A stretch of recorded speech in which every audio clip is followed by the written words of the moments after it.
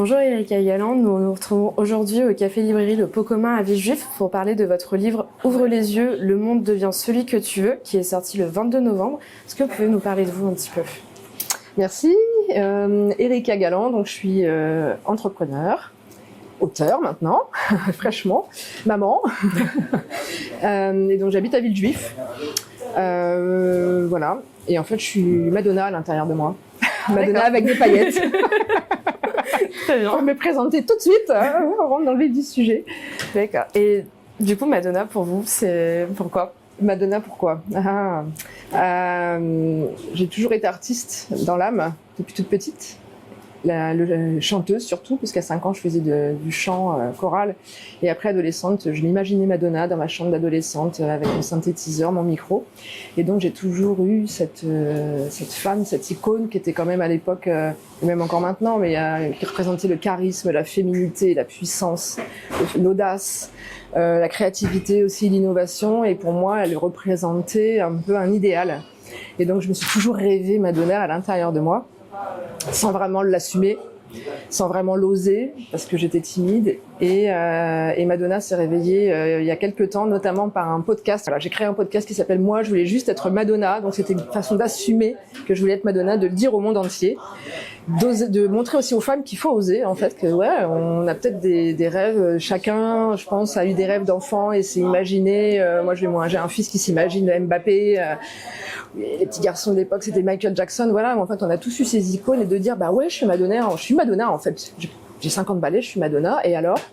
Et c'est aussi de permettre aux autres d'oser. Et donc, dans le podcast qui s'appelle Moi, je voulais juste être Madonna et qui est sur Spotify, Deezer et toutes les plateformes, j'interviewe des personnes au parcours atypique, inspirant, pour montrer que c'est possible. C'est dans la même veine que le bouquin, pour inciter les gens à réaliser leurs rêves, à s'exprimer, à s'assumer, à aller vers ce qui les fait vraiment vibrer à l'intérieur, en dehors du regard des autres, en dehors de ce que peut l'image anxiogène de la société, de dire allez-y, en fait, on n'a qu'une vie. Voilà, c'est un peu le message global de tout ce que je fais dans le podcast et aussi dans le bouquin. Donc vous débutez votre livre par une cérémonie d'ouverture en expliquant la raison d'être de l'ouvrage. Pour vous, c'est quoi être créatif ? Alors être créatif, c'est justement laisser sa folie, en fait, laisser ses idées, laisser son imagination se déployer, parce que souvent on est bridé. La créativité, on l'a tous. Donc, j'entends souvent des gens me dire je ne suis pas créatif. Et si, en fait, parce qu'on a tous l'imagination, on a tous une capacité de créativité sans le savoir. On n'a pas appris parfois à le développer. Et d'être créatif, c'est de dire voilà, j'ai cette capacité d'inventer, d'innover, la laisser parler dans sa vie et pas juste pour un cours de dessin ou de chant. Alors c'est un lien avec ce que je fais puisque je propose des cours de dessin, de chant pour que les gens réveillent leur créativité. Mais pour moi, c'est d'aller au-delà et de cette capacité à rêver, à réaliser ses rêves. Donc dans le bouquin, je parle de créativité. C'est oui, développer sa créativité dans le quotidien et notamment pour fluidifier son quotidien, mais aussi pour créer sa vie de rêve. C'est la créativité au niveau du dessus, en fait. Voilà. Vous parlez du temps qu'il vous a fallu pour accepter de franchir l'étape du partage de vos écrits. Qu'est-ce qui vous a mené à le faire ? Un rêve encore. En fait, maintenant, depuis quelques années, je suis guidée par mes envies, par mes rêves, par mes désirs, et je me dis que je veux pas avoir de regrets. Dans le bouquin, voilà, pour ceux qui le liront, je parle d'étapes difficiles et notamment d'un accident de voiture, on en parlera peut-être, et d'autres épisodes où on frôle la mort. Et je trouve que c'est intéressant, en fait, parce que finalement, ces épisodes font réaliser que la vie est courte. Et moi, mon driver, c'est je veux pas avoir de regrets. Je veux montrer que c'est possible. Je veux que mes enfants voient aussi que la vie, il n'y en a qu'une.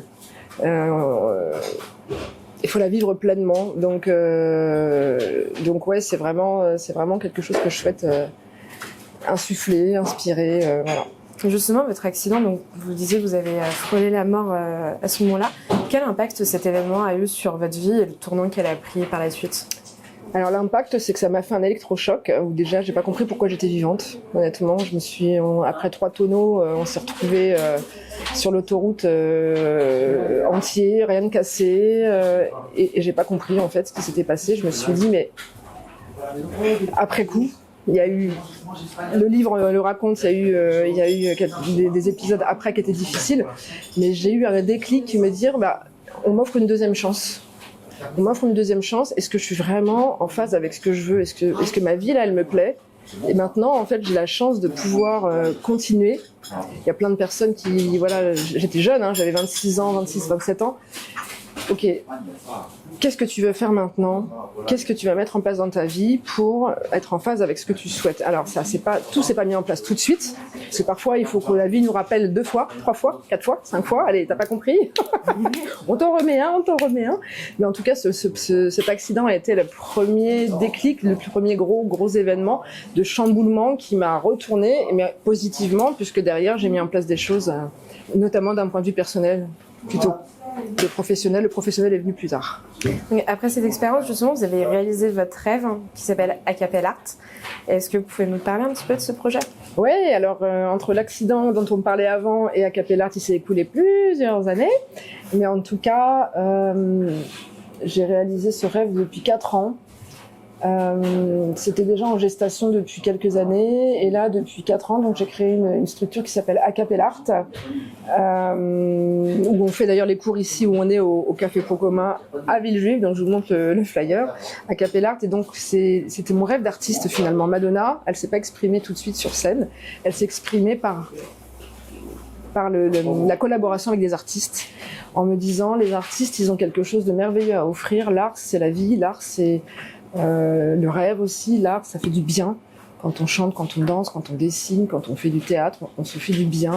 Et je trouve que dans une société anxiogène, un contexte politique, social, économique difficile, qu'est-ce qui nous reste? Cette bulle de bien-être. Alors il y a la fête aussi, mais il y a aussi la création artistique qui vraiment nourrit l'âme et nourrit l'être. Et moi je l'ai expérimenté dans ma vie puisque j'ai fait beaucoup de musique, j'ai fait aussi de la danse, etc. Et moi j'ai voulu par Acapella Art offrir aux gens cette bulle de bien-être, leur permettre d'ouvrir les champs des possibles, en disant allez-y, dessinez, chantez, essayez en fait de développer votre créativité, développer vos talents pour que chacun trouve en fait son moyen d'expression, peut-être une vocation. Peut-être pas, peut-être juste un déblocage. Et comme je disais tout à l'heure, la créativité, il y a plusieurs niveaux. Pour moi, se mettre en action et créer de ses mains ou chanter, quand ça part de nous, de l'intérieur de nous, c'est déjà la première porte qui s'ouvre. Et je le vois dans les participants, il y a des gens qui viennent me dire je sais pas chanter ou je chante faux. En fait, il n'y a pas de performance. Le but, c'est vraiment pas d'avoir un résultat et d'aller faire à l'opéra. Non, pas du tout. C'est de se faire du bien d'abord, d'être dans le plaisir. Et ça ouvre des portes en fait insoupçonnées. Et les personnes donc je vois qui me disent je chante faux, elles viennent à un cours, elles voient qu'elles chantent, elles voient qu'elles savent chanter.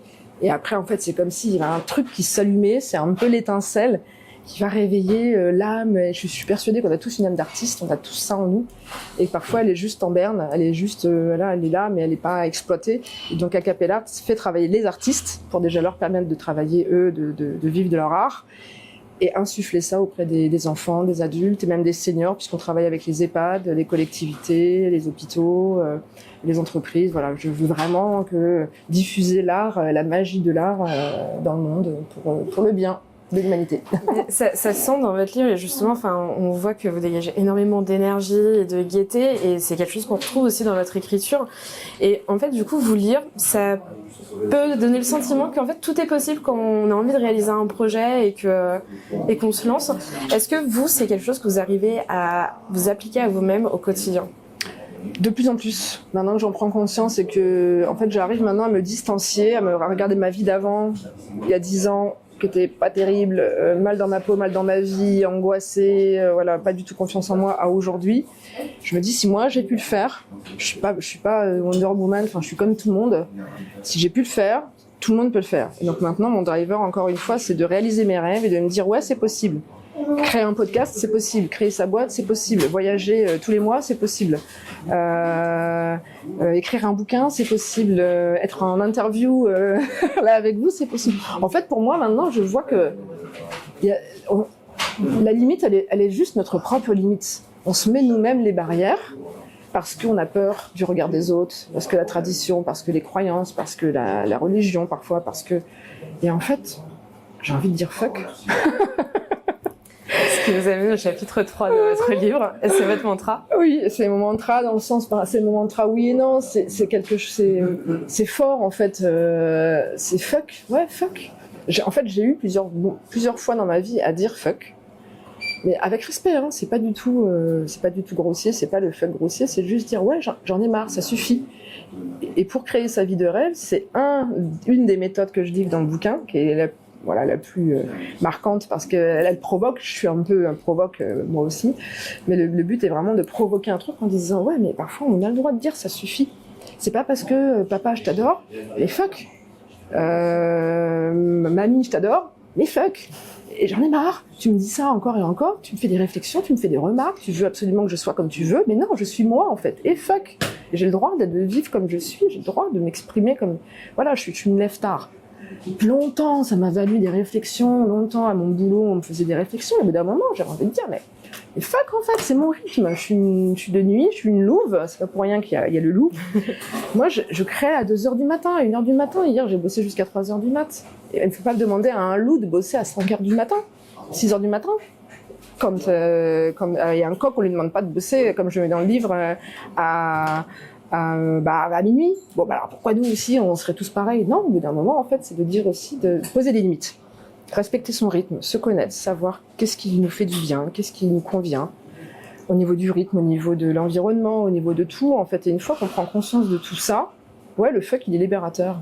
Et c'est se dire oui à soi, mais sans entraver les autres. Et parfois, il y a besoin de couper des liens, il y a besoin de faire du ménage, j'en parle aussi, mais voilà, c'est une sorte de mantra. En tout cas, c'est, je pense, quelque chose d'essentiel pour avancer.